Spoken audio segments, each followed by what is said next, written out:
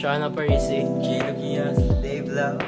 This video will talk about finite mathematics. hope you learned something. And enjoy! Hi everyone, I am Dave Angelo Lau. Today let's talk about divisibility. So, what is divisibility? Divisibility is a K-math concept that makes divide numbers faster and easier with no long calculation needed. So, let's get started. First, what does it mean for a number to be divisible by another?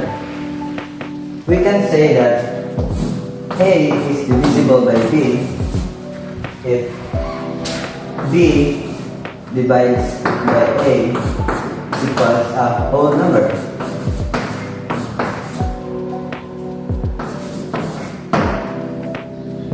For example,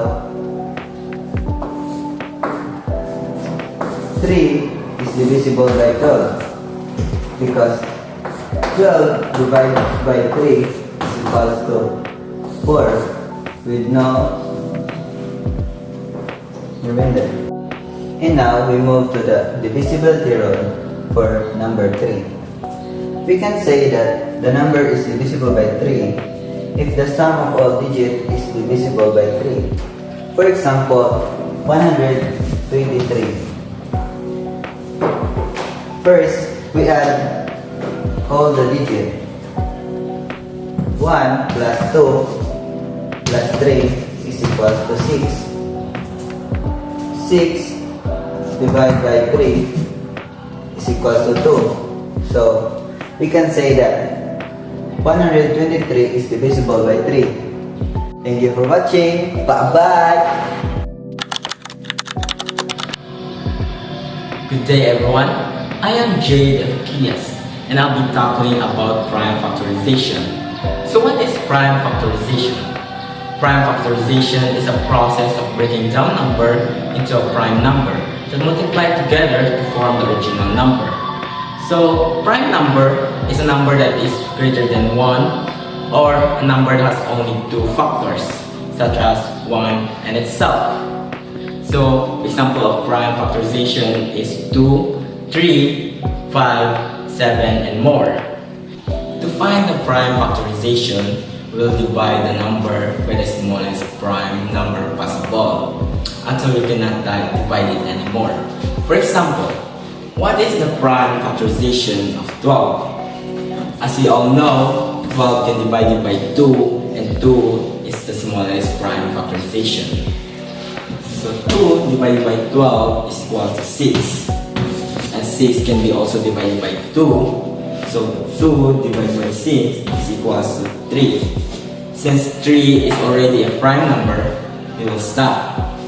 So the final answer is 2 times 2 times 3, or we can 2 squared times 3.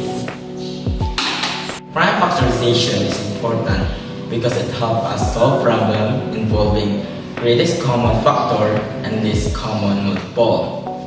That's all for my report. Thank you for listening. Good day everyone, I am Sean Zaparigia Parisi, and now we are discussing about linear Diophantine equation. So first is, let's define Diophantine equation. Diophantine equation is an equation where we are strictly looking for an integer. Diophantine equation is written as ax plus by is equals to GCD of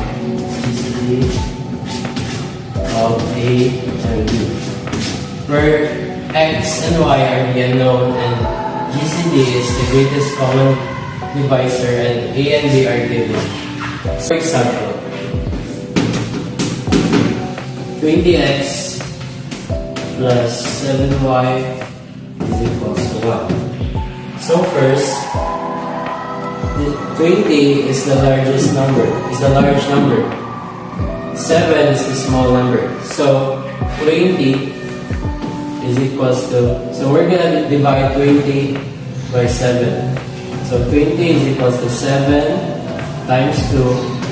So 7 times 2 is 14 and the remainder is 6. So plus 6. Next, we're gonna divide 7 by 6. So 7 is equals to 6 times 1, and the remainder is 1. So the GCD is 6. And now we're gonna be using the backward method. So first, 1 is equals to 7 times 1 minus 6 times 1. Here is 6 is equals to 20 times 1 minus 7 times 2. And now 1 is equals to 7 times 1 minus 6 times 1. And we're gonna substitute this here. So equals to 7 times 1 minus 20 times 1 minus 7 times 2. Then times 1. So now distribute the sign over here. So 7 times 1, negative times 21. So negative 20 times 1. So 1 is 1. Then negative, negative, so positive. Then 2 times 1 is 2, so 7 times 2. And now add 7 times 1 and 7 times 2. So it's going to be 7 times 3 minus 20 times 1. Then 7 times 3 plus 20 times negative 1. And now we finally determine the value of x and y, which is x is equals to negative 1 and y is equals to positive 3. So x is equals to negative 1 and y is equals to positive 3. This is the final answer. So that's all for today. Thank you so much for watching. Everyone, I'm back, and now we'll discuss about Euclidean method in solving GCF and LCM. So, Euclidean method is a way to find the GCF of the two numbers using repeated division. Instead of listing factors, we divide the larger number by the smallest number. The use of remainder until the remainder becomes 0. The last non-zero is the GCF. Look at an example. Find the GCF and LCM of 48 and 18. For the first step, we will divide the larger number by the smaller number. So 48 divided by 18 is equals to 2 with a 12 remainder. And we will continue the process by dividing the remainder and the larger number by the remainder. So 18 divided by 12 is equals to 1, remainder of 6. And the previous remainder we will divide by the current remainder. So 12 divided by 6 equals to 2 with 0 remainder. Since the remainder is already 0, so our GCF is 6. For the next step, we'll solve for LCM. The formula for LCM is LCM equals to A times B over GCF. And we imagine A is equals to 48 and B is 18.